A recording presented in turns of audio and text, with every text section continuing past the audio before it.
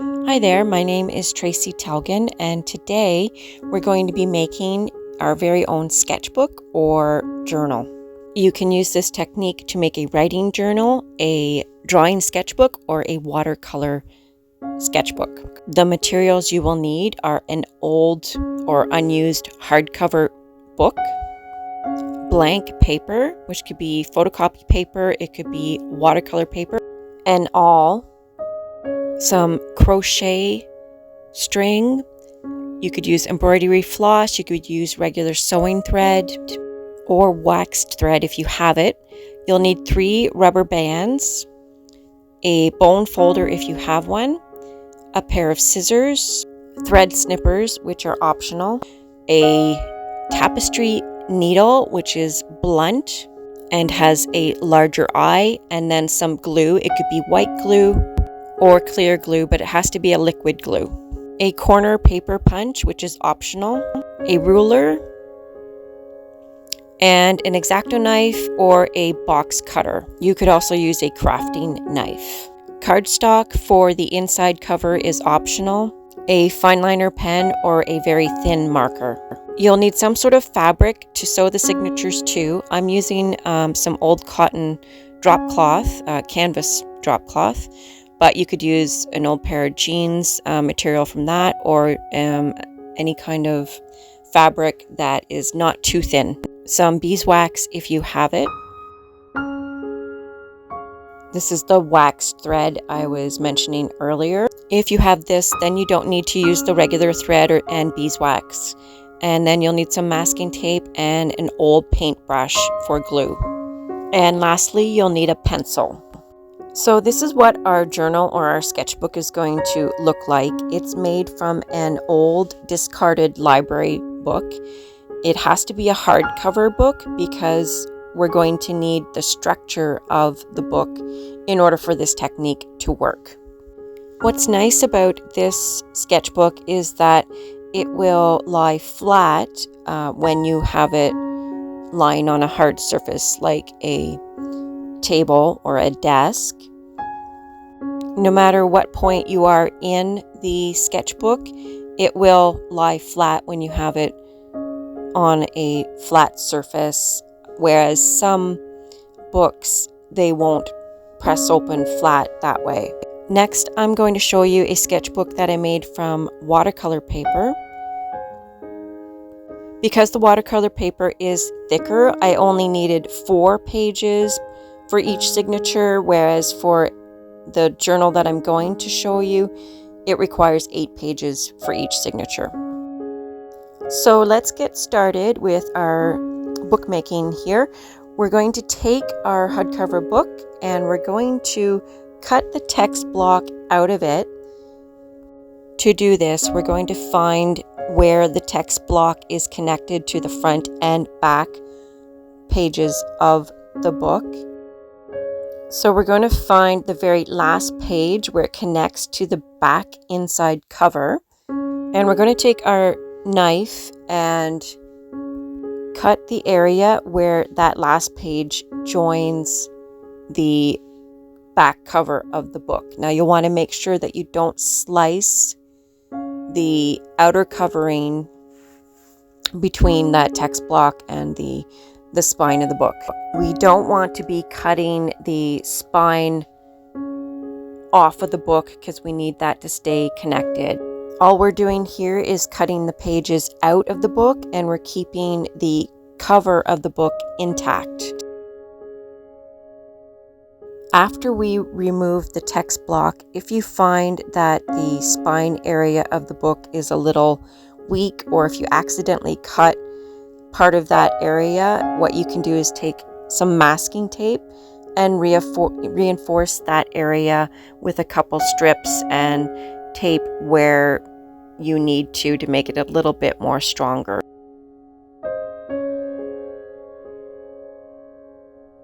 But if you find that it's relatively sturdy and strong, you don't need to place masking tape in that area.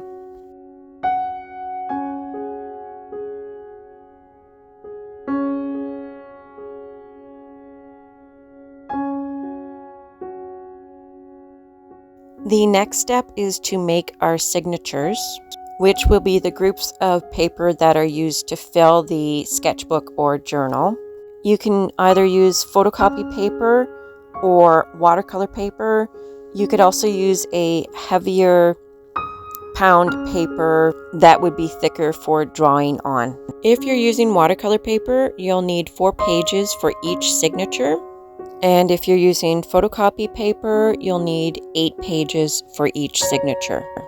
You'll want to make as many signatures as will fit comfortably within that spine area of your book. It is important to note that the number of signatures has to be an odd number. So like 3 signatures or 5 or 7. To make the signature, count out 8 pages of the photocopy paper. Fold them in half together. Press down the fold with the bone folder.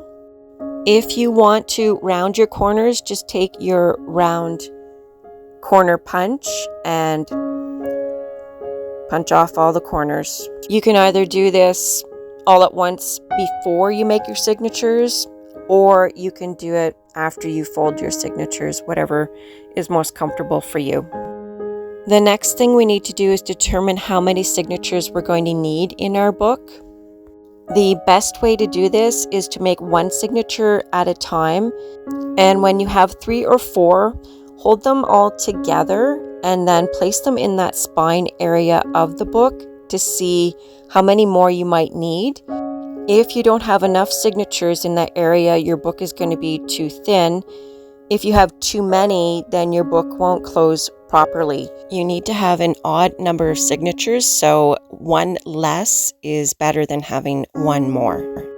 You'll also want to take into account that if you are making a watercolor sketchbook, that the watercolor paper will expand as you use it, and your book will be thicker by the time that you're finished watercoloring. So you may need to use some sort of closure like an elastic or a cord or string to keep the book closed. We need to punch holes into our signatures, so you can use a few layers of cardboard or an old telephone book in order to use that as a backing so you don't punch holes into something that you don't want to. We want to protect whatever surface we're working on. We're going to take our folded signature group of papers and we're going to punch 3 holes into this along the center folded crease, 1 approximately in the middle, and then we're going to do 1/2 inch in from the edge of the signature. And then we're going to do 1/2 inch in from the other end of the signature. You'll want to make sure that you're punching through all of the papers and that the size of the holes will be big enough for your needle and thread to go through.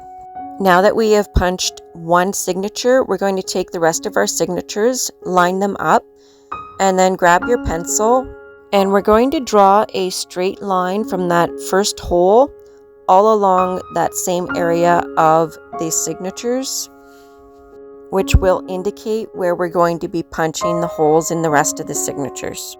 For the next signature, we're going to be folding the papers outward so that way we can see where that pencil mark is in order to punch the holes.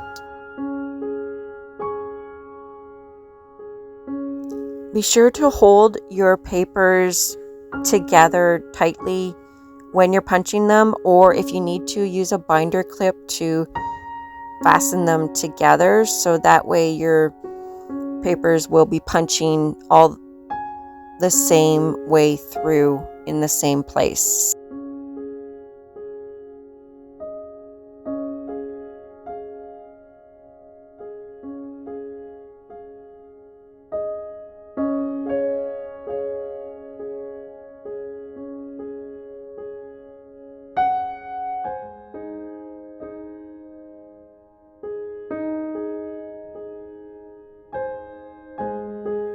After we're done punching the holes into the signatures, we're going to take our book cover and our cloth or fabric.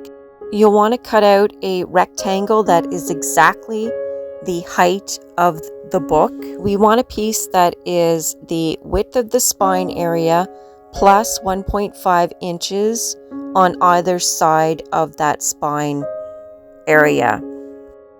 So if the book spine area is 1 inch wide, then we're going to want a width of the fabric to be 1 inch plus 1.5 plus 1.5.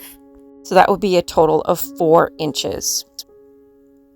Once you have that cut out with your scissors, we're going to find the center of this fabric by folding it in half, lengthwise or height-wise, the longest length of the fabric. Then we're going to take our Fineliner pen or our thin marker and mark that center at the top and at the bottom, and we're going to draw a line connecting those two dots. To determine the space that we're going to need in between each signature, we're going to grab two signatures, hold them together, and measure the entire width. Then divide that width by 2. So mine comes out to 1/8 of an inch. So 1/8 of an inch is going to be the width that each of my signatures takes up. I'm going to mark that 1/8 from the center. I have a total of 5 signatures, so the center signature will be sewn along the center line, and then I'm going to have 2 signatures on each side of that center signature. So I need to make a 1/8 of an inch mark twice on each side of that center line. And I'll do that for both the top and the bottom.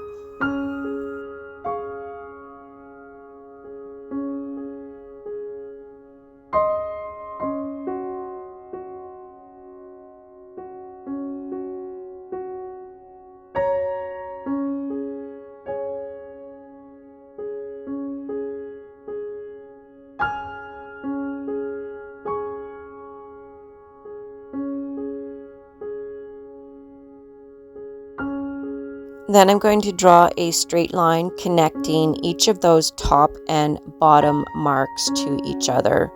So what I'll have at the end of this is 5 lines that are 1/8 of an inch apart from each other.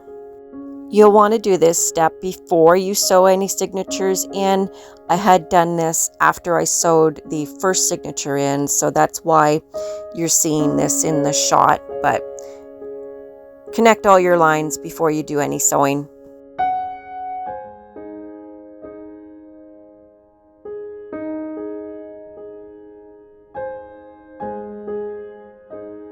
The first signature we're going to be sewing in is going to be the center line signature. We're going to take our thread, and it's going to be a little over 2 times the height of the signature. So I just held out 2 lengths of the height and then added about an extra inch or 2 for good measure, because it's always better to have a little bit more thread than not enough. So if you have the waxed thread, you don't need to do this step, but if you're just using regular thread, then take your beeswax and hold the thread between your thumb and the beeswax and then pull it through. That way you'll get a coating of the wax on the thread. So do that a few times, and then it'll be easier for you to thread and sew it through the signatures. Thread your needle, leaving a couple of inches of thread near the top, but we're not going to knot it or tie it off because we want that to slip through after we're done sewing the signature onto the cloth. So line up your signature. If you have a little bit of extra space of fabric at the top and bottom, you want to make sure that those are an equal distance apart. We're going to be sewing this signature onto the center line. So take your needle and thread, and from the inside of the fold, you're going to thread that through the hole and then through the corresponding area on the line across from it. Pull the thread through all the way except for about 2 inches, and then on the inside tape that tail of 2 inches down to the paper, so that way it doesn't pull all the way through when we go to sew through the next hole. Next, we're going to take that string and sew it through one of the ends. This you're going to sort of have to eyeball and try to sew your needle through the back to line it up with the line that you're sewing onto, and then you're going to sew through that line and through the hole into the inside of the signature.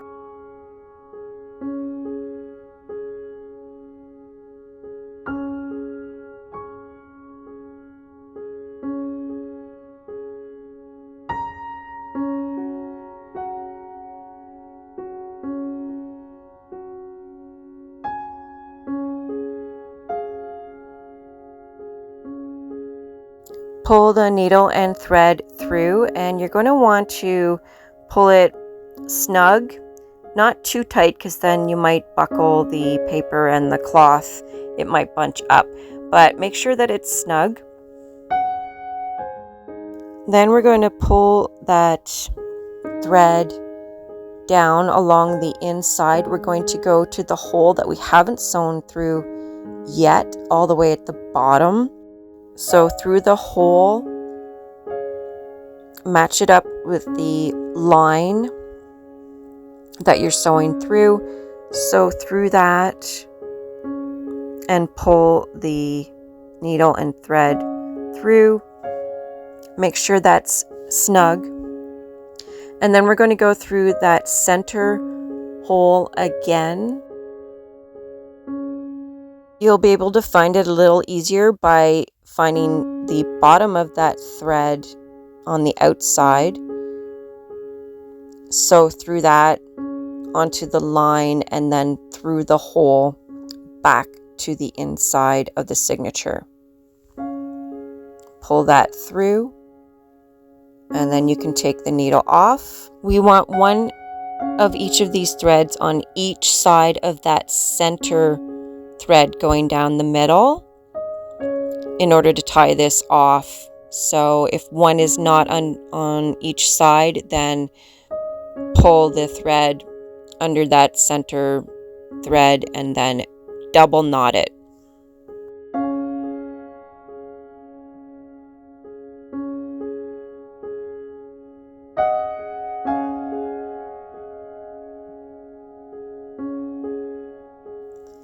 Then we're going to leave about 1 inch of both of these threads left. We're going to cut off the excess. And this will be the procedure that we're going to do for each of these signatures. When you're sewing the next signature in, make sure that you line it up with the first signature, so that way there's no excess overlapping on one side or the other, that they're sewn evenly in, and then they'll all line up.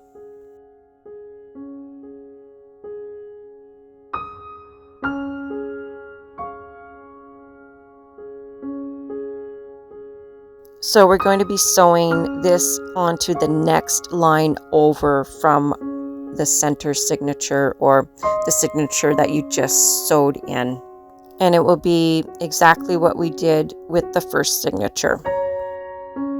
And you keep doing the same process until you've sewn all the signatures in to the cloth.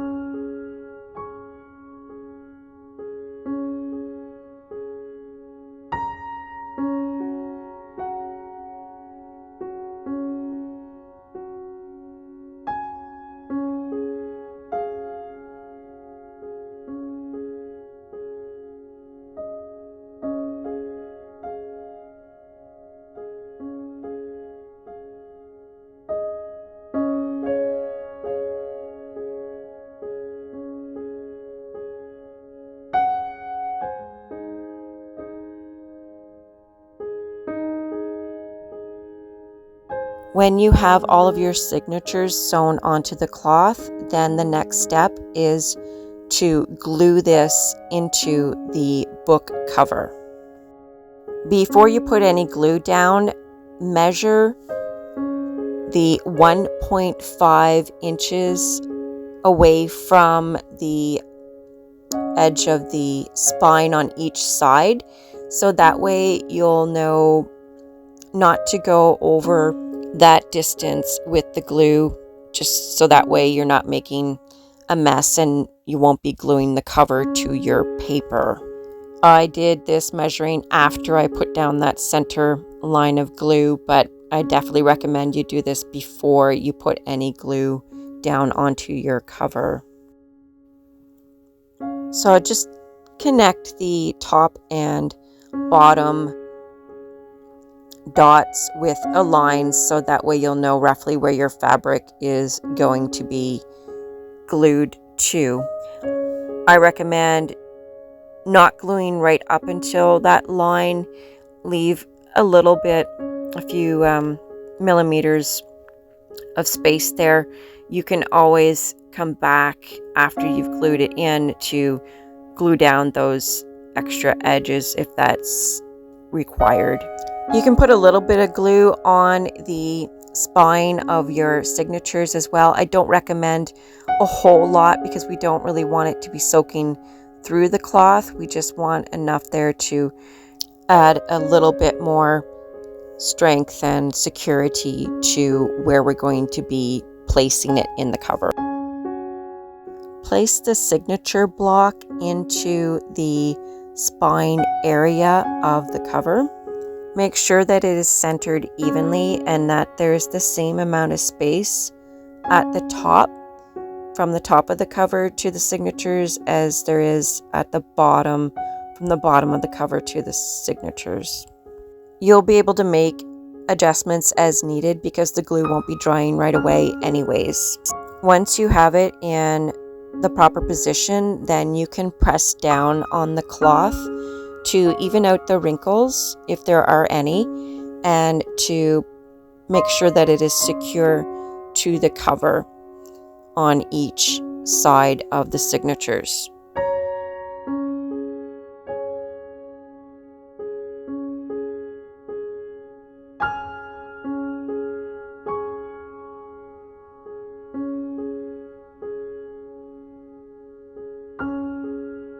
As you can see here, I hadn't cut my cloth perfectly even, and it's shorter than where that line that I drew is. So that's why I didn't place so much glue right up to that line, to give me a little bit of room for error. Once you have your cloth pushed down so that way it's neat and tidy, we're going to close the book and make sure that it's closing the way we want it to. Also, that the edges are evenly lined up, that one is not farther over than the other. We're going to take one of our elastics and place it at the top over the cover, and making sure that it is as close to the top of the signatures as we can. And we're going to do the same thing at the bottom. I'm going to check to make sure that the cloth is pushed down properly, and if it's not, then I'll just do that.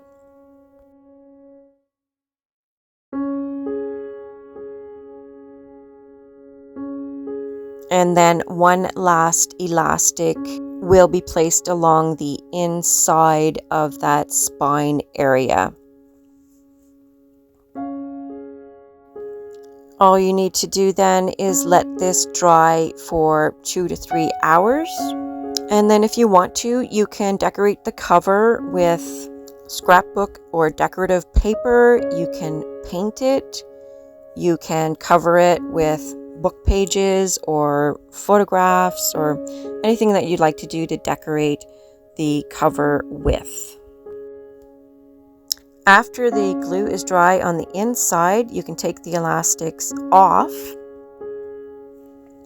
And then if you like to have a cleaner look to the inside, you can cut some cardstock or some scrapbook paper to the measurements of that inside cover and glue it down over the cover and the cloth there, and that will give a neater appearance. You can do that on both insides of the cover. And now your sketchbook or journal is ready to be used.